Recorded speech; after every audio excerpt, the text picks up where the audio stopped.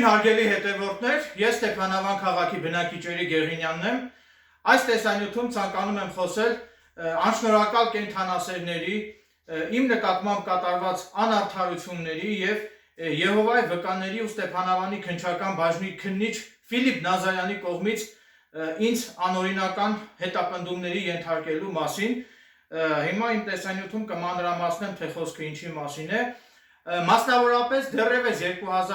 2025 թվականի հոկտեմբեր ամսին Եհովայի վկաներից մեկի ակնհայտ կեղծ բողոքի հիման վրա Ստեփանավանի քննչական բաժնի քննիչ Ֆիլիպ Նազարյանը խուզարկություն է կատարել իմ բնակարանում, որի արդյունքում իմ բնակարանից վերցրել է թե ինձ եւ թե իմ ընտանիքիս անդամներին պատկանող բջջային հեռախոսները եւ իմ նոթբուք համակարգիչը, որը մինչ օրս հրաժարվում է վերադարձնել։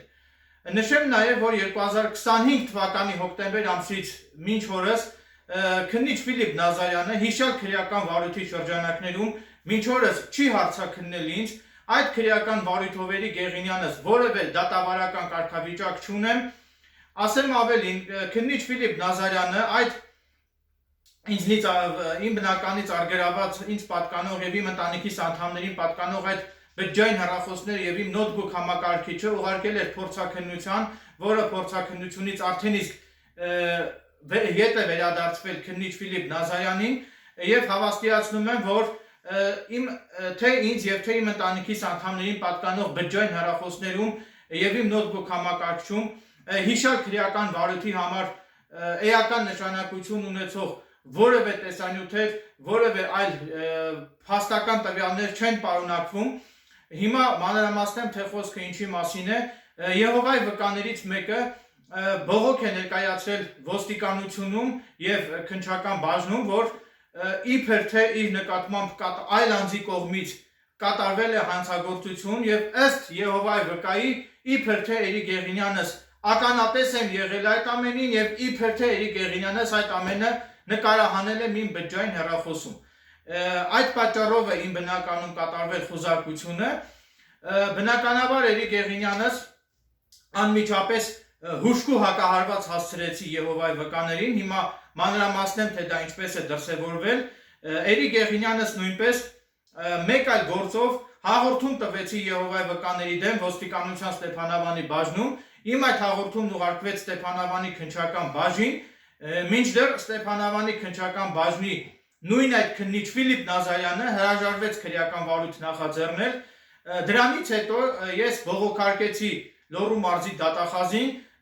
սակայն Լոռու մարզի դատախազության դատախազ Արտուշ Կարապետյանը մերժեց իմ բողոքը։ Դրանից հետո ես բողոքարկեցի Լոռու մարզի ընդհանուր իրավասության դատարան։ Դատարանը որոշում կայացրեց ամբողջությամբ բավարարել Էրիկ Գեղինյանից կողմից բերված փաստարկված բողոքը եւ դատարանը քննիչ Ֆիլիպ Նազարյանին պարտավորեցրեց Եհովայի վկաների նկատմամբ նախաձեռնել քրեական վարույթ։ Եվ հենց այդպիսով է դրսևորվել Էրիկ Գեղինյանից կողմից Եհովայի վկաներին հասցված հուժկու հակահարվածը։ Ասեմ, որ Էրիկ Գեղինյանս երբեք չեմ ընկրկելու, երբեք չեմ նահանջելու եւ օրենքով սահմանված կարգով պաշտպանելու եմ իմ իրավունքները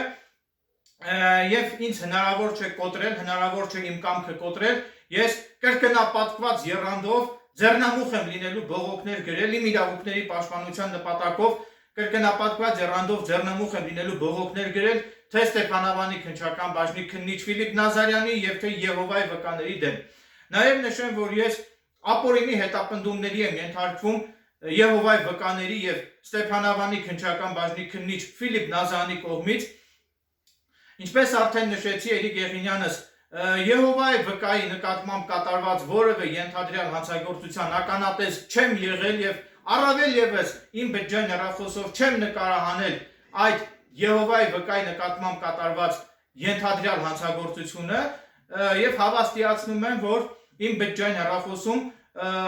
այդ գործի համար որևէ էական նշանակություն ունեցող որևէ տեսանյութեր չեն պարունակվում։ Նաեւ նշեմ, որ Ստեփանավանի քննչական բաժնի քննիչ Ֆիլիպ Նազարյանը, ինչպես արդեն նշեցի, դեռևս 2025 թվականի հոկտեմբեր ամսին առավոտյան ժամը 6-ին ներխուժել էր իմ բնակարան եւ ավերածություններ են կատարել իմ սենյակում, ամբողջ իմ փաստաթղթերը թափել են, իմ հագուստները, փաստաթղթերը թափել են հատակին եւ այդպես թողել հեռացել են, բնականաբար նորից եմ կրկնում, որևէ գործի համար նշանակություն ունեցող ոչինչ չի հայտնաբերվել, ընդամենը վերցրել են իմ բջջային հեռախոսը եւ իմ ընտանիքիս անդամներին պատկանող բջջային հեռախոսները եւ ինչպես նաեւ իմ նոթբուք համակարգիչը եւ մինչ օրս հրաժարվում է վերադարձնել քննիչ Ֆիլիպ Նազարյանը, մինչ օրս հրաժարվում է ինձ եւ իմ ընտանիքիս անդամներին վերադարձնել ինձ պատկանող իմ բջջային հեռախոսը, ինձ պատկանող իմ նոթբուք համակարգիչը եւ իմ ընտանիքիս անդամներին պատկանող բջջային հեռախոսները եւ այդպիսով քննիչ Ֆիլիպ Նազարյանը նպատակ է հետապնդում վրեժխնդիր լինել ինձնից իմ կողմից իր դեմ պարբերաբար բողոքներ գրելու համար։ Սա ես դիտում եմ իմ անձի նկատմամբ կատարվող հաշվեհարդար վրեժխնդրություն։ Վարչապետ Նիկոլ Փաշինյանը իր նախընտրական ելույթներում մշտապես բարձրաձայնում էր, որ ինքը միջոցները ձեռնարկելու, որպեսզի բոլոր ոլորտներում, հատկապես դատաիրավական համակարգում, քննչական համակարգում, դատախազական համակարգում արդարություն լինի, մինչդեռ արդարություն չկա, թե քննչական համակարգում, թե դատախազությունում, թե դատաիրավական համակարգում չկա արդարություն, համենայն դեպս իմ նկատմամբ չի դրսևորվում այդ արդարացի մոտեցումը, նաև նշեմ, որ մարդը իր ամբողջ կյանքի ընթացքում ձգտում է արդարության, մինչդեռ իր ամբողջ կյանքի ընթացքում մարդը զուրկ է լինում արդարությունից, նաև ցանկանում եմ նշել, որ հետևյալ հանգամանքների մասին, որ դրանից հետո, երբ որ քննիչ Ֆիլիպ Նազարյանը ինձնից արգելավեց իմ բջջային հեռախոսը, դրանից հետո ես ձեռքի վրայից էժան մատչելի գնով գնեցի մեկ այլ հեռախոս եւ օգտագործում էի իմ այդ հեռախոսը, ինչպես արդեն գիտեք, ես բլոգեր եմ, հանրության շրջանում հայտնի եմ որպես բլոգեր, ունեմ YouTube-յան ալիք եւ իմ YouTube-յան ալիքով պարբերաբար բարձրաձայնում եմ հասարակությանը մտահոգող հիմնախնդիրների մասին, այնպես որ այդ հանգամանքով պայմանավորված ինձ շատ շտապ անհրաժեշտ է որակյալ բջջային հեռախոս, որպեսզի ես կարողանամ իմ YouTube-յան ալիքը զարգացնելու համար նկարահանել որակյալ տեսանյութեր, ինչևիցե ես քննիչ Ֆիլիպ Նազարյանի կողմից իմ բջջային հեռախոսը խոզարկության ժամանակ իմ բնականից արգելավելուց հետո ես ինչպես արդեն նշեցի ձեռքի վրայից գնել էի մատչելի գնով գնել էի հեռախոս եւ օգտագործում էի այդ հեռախոսը մինչդեռ օրեր առաջ իմ այդ հեռախոսի պրոցեսորը վառվեց ես այդ իմ բջջային հեռախոսը տարա Վանաձոր քաղաքում գտնվող բջջային հեռախոսների վերանորոգման կետ խնդրեցի որ փոխեն իմ այդ բջջային հեռախոսի պրոցեսորը եւ աշխատակիցը, այսինքն հեռախոսի վերանորոգմամբ զբաղվող այդ աշխատակիցը պահանջեց, որ դրա համար ես պետք է իրեն վճարեմ 20,000 դրամ։ Բնականաբար օգտագործված հեռախոսը այդպես նպատակահարմարել չի օգտագործված հեռախոսի պրոցեսորը փոխելու համար վճարել 20,000 դրամ, ավելի նպատակահարմար է, որ այդ 20,000 դրամը ենթադրենք ես վճարեմ մեկ ուրիշին եւ ելի ձեռքի վրայից գնեմ էժան հեռախոս, ինչևիցե, քանի որ իմ բջջային հեռախոսում, որը որ հիմա փչացել է պրոցեսորը, այդ հեռախոսում կան իմ YouTube-յան ալիքում տեղադրվելու ենթակա տեսանյութեր, այդ իսկ պատճառով անհրաժեշտ է, որ ես իմ բջջային հեռախոսը վերանորոգեմ, որպեսզի այդ տեսանյութերը չկորչեն իմ բջջային հեռախոսից։ Այս պահի դրությամբ ես անկեղծ ասած ես չունեմ այդ 20,000 դրամը, ես դիմեցի իմ ծանոթ կենթանասեր մտերիմներից մեկին, ում ես ժամանակին բավականին շատ իրավաբանական հարցերում աջակցել եմ, օժանդակել եմ, օգնության ձեռք եմ մեկնել, դիմեցի այդ կենթանասեր աղջկան, խնդրեցի մինչև սեպտեմբերի վերջ, այսինքն 2 ամիս վերադարձնելու պայմանով, 2 ամսվա ընթացքում վերադարձնելու պայմանով խնդրեցի ինձ տրամադրել ժամանակավոր պարտքով տրամադրել 20,000 դրամ, որպեսզի ես կարողանամ վերանորոգել իմ բջջային հեռախոսը, սակայն այդ կենթանասեր աղջիկը ասեց, որ ինքը ժամանակ չունի գնա բանկ եւ բանկով ինձ այդ գումարը փոխանցի, այդպիսի պատասխան ստացա ես այդ աղջկանից, որը հավասարազոր է, այսինքն հավասարազոր է ինձ չօգնելուն։ Այդ կապակցությամբ ցանկանում եմ նշել, որ այն կենթանասերները, որոնց ես օգնության ձեռք եմ մեկնել, այդ կենթանասերներից որևէ մեկը իմ նեղության պահին ինձ որևէ օգնության ձեռք չմեկնեցին, այսինքն դրսևորեցին անշնորհակալ վերաբերմունք իմ նկատմամբ, բոլորը զբաղված են միայն իրենց անձնական հոգսերով,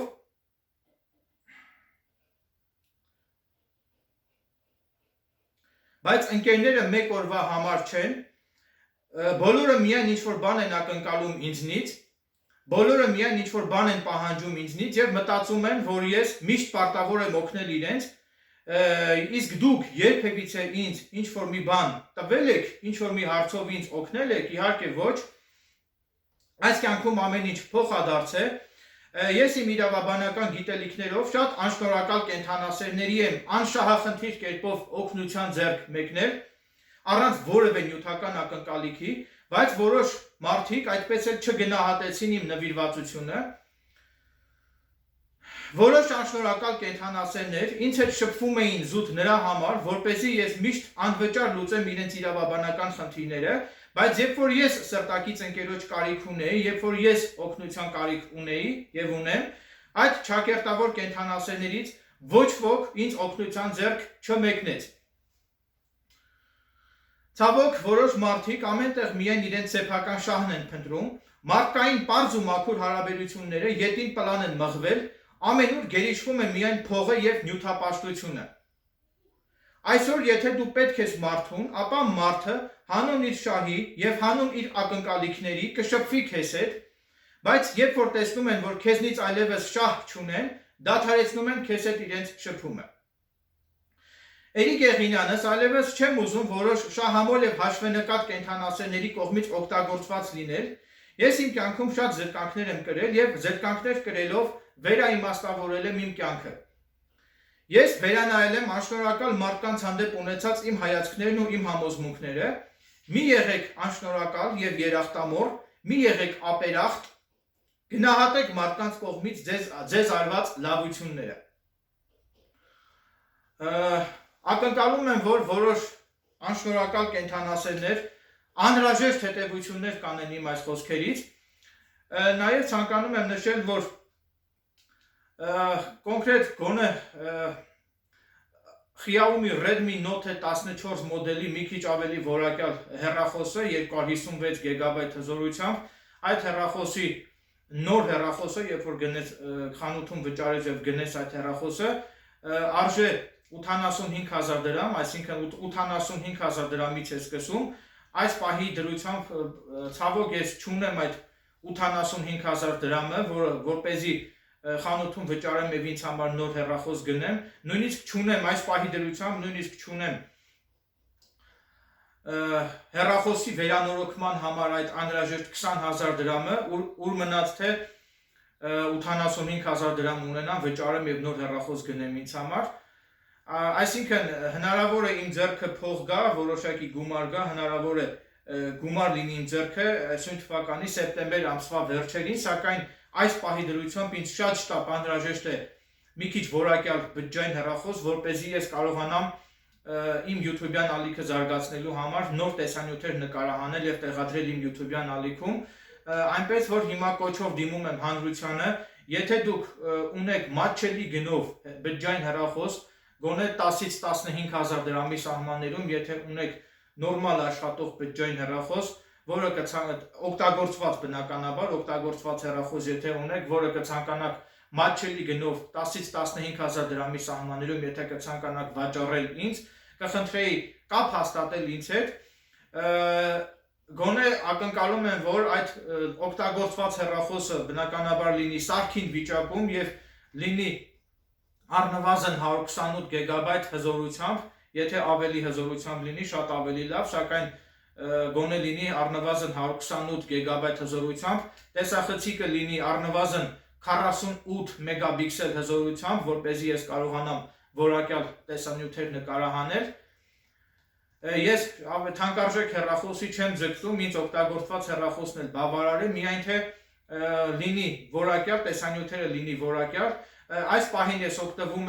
օգտագործում եմ իմ հարևանիս կողմից ժամանակավորապես ինձ տրամադրված հեռախոսից, որը շատ հին մոդելի հեռախոս է և շատ աղոտ է նկարահանում, ինչպես արդեն տեսնում եք, այս տեսանյութը, որը հիմա ես նկարահանում եմ, շատ աղոտ է, այսինքն որակյալ տեսանյութ չէ և չունի բավարար հզորություն, այսինքն չեմ կարող անսահմանափակ քանակությամբ տեսանյութեր նկարահանել, քանի որ հեռախոսը ինքը դանդաղ է աշխատում, ունի թույլ հզորություն եւ նաեւ իր հեռախոսի հիշողությունն էլ է շատ թույլ,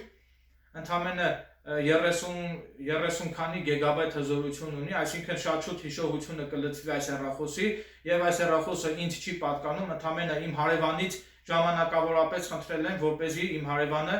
ժամանակավոր օգտագործելու համար ինձ տրամադրի իր հեռախոսը եւ հարևանս չի մերժել, այսինքն հիմա ես ժամանակավորապես օգտագործում եմ իմ հարևանից կողմից ինձ տրամադրված հեռախոսը, այսպես մանրամասն հանգամանալից ամեն ինչի մասին խոսում եմ, որպեսզի իմ հետևորդները եւ հանրությունը պատկերացում կազմեն իրավիճակի մասին։ Նորից եմ կրկնում, եթե դուք ունեք օգտագործված հեռախոս, որը որ կհամապատասխանի քիչ առաջ իմ տեսանյութում հնչեցված իմ հեռախոսին առաջադրվող պայմաններին, եւ եթե կցանկանաք մատչելի գնով 10-ից 15,000 դրամով վաճառել ինձ այդ հեռախոսը, կխնդրեի կապ հաստատել ինձ հետ։ Նաև ակնկալում եմ, որ պետական իրավասու մարմինները ականջալուր կլինեն իմ այս տեսանյութում արծարծվող ողջամիտ դիտարկումներին եւ ակնկալում եմ, որ գլխավոր դատախազության եւ քննչական կոմիտեի կողմից ցուցում կտրվի Ստեփանավանի քննչական բաժնի քննիչ Ֆիլիպ Նազարյանին, որպեսզի հնարավորինս շուտ ինձ վերադարձվեն իմ առօրյա կենցաղում օգտագործելու համար ինձ շատ անհրաժեշտ խոզարկության ժամանակ ինձնից արգելված իմ բջջային հեռախոսներն ու իմ նոթբուք համակարգիչը, որը շատ անհրաժեշտ է իմ այս դատական հարցերը կարգավորելու մի խոսքով դատական հարցերը կարգավորելու համար շատ ինձ անհրաժեշտ է խոզարկության ժամանակ ինձնից արգելված իմ բջջային հեռախոսն ու իմ նոթբուք համակարգիչը եւ